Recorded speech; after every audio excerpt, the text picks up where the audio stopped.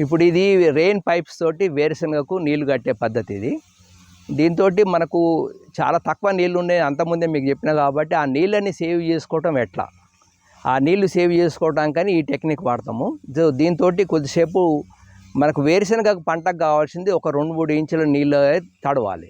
So కాబట్టి 2-3 ఇంచుల depth తడవగానే మళ్ళీ మార్చేసి నీళ్ళని సేవ్ చేసుకుంటూ ఉన్న కొద్ది నీళ్ళతోటి ఎక్కువ భూమిని బారించుకొని ఎక్కువ పంటలు పండించుకునే ప్రయోగం చేస్తున్నాం మేము.